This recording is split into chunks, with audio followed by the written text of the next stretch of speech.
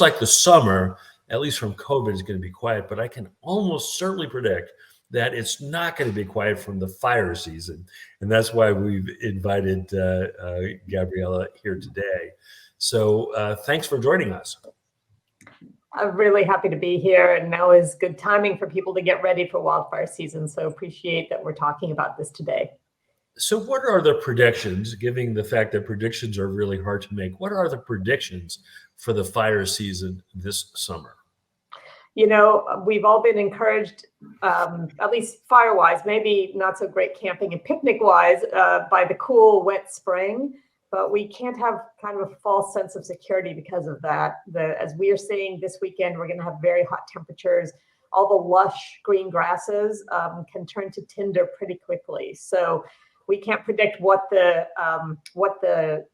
heat is going to be like. But I know our fire marshal, Department of Forestry, are seeing higher fire risk for this summer, and so we need to really prepare now, our families, to be ready to be resilient and make plans, particularly our most sensitive populations, to take steps to be ready. And while it may certainly be a little cooler here, it certainly was not cool in the East. I was in Chicago and then Virginia last week, and had 3 days that were over 100 degrees. It was blisteringly hot back there, and that we could certainly get that again. So if you're going to ask people to get prepared, what should they do to be prepared? So there's a lot of information, a lot of ways. One is to make a plan, particularly if you are especially sensitive to smoke. People who have cardiovascular, heart, elevated stroke risk, respiratory, breathing, lung issues. Make a plan to how you're going to, if possible, leave the area if there's smoke, or if not, make a clean air space in your house. And we have resources on the Oregon Health Authority website. If you do a search for Oregon Health Authority and wildfires, you'll find a lot of resources there. So that's one thing. When there is fire happening and we do have smoke in our communities, there are a couple ways that you can track where the smoke is and if it's coming your way. There's actually an app for smartphone users, if people are inclined and savvy that way, called Oregon Air, that the Department of Environmental Quality put together. And you can look up the closest air monitor to where you live and what the air quality is. Also, if you're planning to travel, you can see where in the state air quality is compromised because of poor air quality. They cover all kinds of poor air quality, but we're all most interested when there's wildfire smoke. There's also a website that a bunch of agencies have gotten together. If you do a search for Oregon Smoke blog spot, I don't know why it has that name, you'll find a site that has all kinds of fire and smoke information for you. So so being informed and making preparations ahead of time.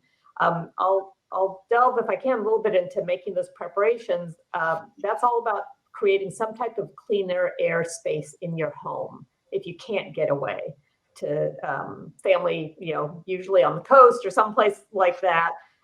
And so I know that you just made a video about a DIY box fan filter that should be in reach of everybody. You can watch Dr. Bob put it together himself. It's on the YouTube channel and I think on Facebook, and that's a great option. But you have to think ahead to get a box fan and to buy filters. They're rated, and I think all that information is on there in terms of what kind of filter to get. But you want to do that before the smoke starts and before the store shelves empty out from those filters. And we're talking about the kind of filters that you put into your HVAC, furnace. So it's just that standard type of filter, and you stick it on a box fan, and it will pull in smoky air in the room, and get all the smoke particles out, and make sure that you have at least one room in your house where you can breathe cleaner air. The other thing, and we'll be getting this information out, the agencies will be doing that. Our Oregon legislature took a lot of actions to set up cleaner air spaces in communities where there's high wildfire risk.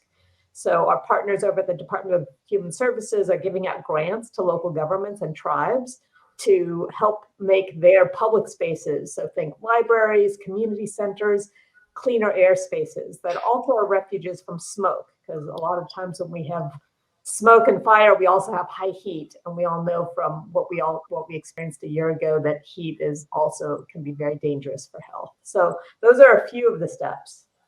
Great. Well, thanks for that. Yeah, we did make this video yesterday. It's on our YouTube channel and our Facebook page, and it was me making this thing, and then I set a little fire in my garage and then used this smoke fan, and it really cleared it out incredibly quickly. It worked so much better even than I anticipated. So getting those things, the MERV 13 filters and the box fans ready now would be a great thing. We're also going to try and store some here to have them ready should we need those. The other thing I would point out with this, again, being a pediatrician, we see babies, and babies breathe a lot faster than we do. So, we as adults are breathing 12 or 18 times a minute. Babies are breathing normally 12 to 20 to 40 times a minute. And their tidal volume, that is the amount they take in for breath, is higher for body weight than adults. So that when smoke is there, they breathe in a lot more smoke than you or I would. So in addition to the conditions that Gabriela mentioned, both extremes of age, both really young kids and both really old people, seem to struggle much more with smoke, and we want to get them protected. In addition, smoking cigarettes is also a bother because that you obviously then are generating a lot more smoke that way. So you also mentioned heat, and one of the things that we're also telling people with heat is that in Oregon, when we have high heat, we generally have low humidity. Unlike Virginia, where, oh my God, it was 100 degrees and like 80% humidity. It was miserable. So a fan didn't help very much. But in Oregon, water and fans really do help. So blowing air around and wetting yourself with a washcloth or whatever really can help bring down your temperature. So the Oregon Air, how do people get that app? So if you have a smartphone, you just go to the App Store for your phone, whether that's Android or iPhone, Apple, and just type in Oregon Air. And so long as it says DEQ, you'll be able to download that app, and it comes up with a little map of the state, and you can those of you who have phones know how to zoom in on a particular part of the state, and that will tell it's a red, yellow, or green, yellow, orange, red system, which is the system that is tied to something called the Air Quality Index, and it's something that was set up by the Environmental Protection Agency to help communicate what the air is. So green, you're good to go. Yellow is moderate air quality concerns. People who are particularly sensitive may feel it. Orange, you're going to have more and more people who are feeling the effects of poor air quality. And of course, it gets worse from there. And for those of us who are not as sophisticated, we said, well, if you can see the Callahans, which are about 10 miles away, the air is clear. If you can't see the mountain ranges across the freeway, it's dirty. So, you can use your eyes too to see what's happening there. And it correlates pretty well. We check Oregon Air every day, even on good days, and then check it every hour when there's smoke around. And it's been really, really quite accurate in terms of what's happening with fire and smoke. So what can people do to help prevent these forest fires from starting in the first place? Well, we have, one thing is to certainly follow once the Department of Forestry declares fire season and restricts open burning. The majority of wildfires in the state are human caused. And so I think people just following fire safety requirements, following the rules, when they're put in place, when high risk is declared, that's one of the biggest things to prevent these kinds of exposures, smoke exposures. And I just wanted to touch on a connection to your opening update on COVID. Early on in the pandemic, I had people, toxicologists on my team research, and there's a very clear link that especially for people who are not vaccinated, that any exposure to smoke, it both can intensify any pre-existing conditions you have, of course, but also intensify COVID if you have it. It also can increase your risk of getting COVID. And so this is another reason, you know, as Dr. Bob was saying, get vaccinated if you haven't, get boosted if you have. But also, you know, for those of you who haven't, you just need to be aware that smoke is yet another risk factor that elevates the harm from COVID. So we're going to hope against hope that we're not having a big fire season, but really we're asking people to be very cautious. When we've looked at the big fires in Douglas County over the years, they've come from untended campfires. And so untended campfires are real risks. So we tell you, if you make a campfire, it's not out until it's cool enough for you to touch it. So if you cannot, if it's still too hot to touch, it's too hot to leave. And so you can be really careful there. We had a big fire a few years ago from somebody who was mowing dry grass late in the day, and a spark from that mowing caused a fire. A few years ago, we had somebody had a dragging chain on their car and caused a series of fires up and down the freeway as the sparks from the dragging chain lit that tender, dry grass on the sides of the road.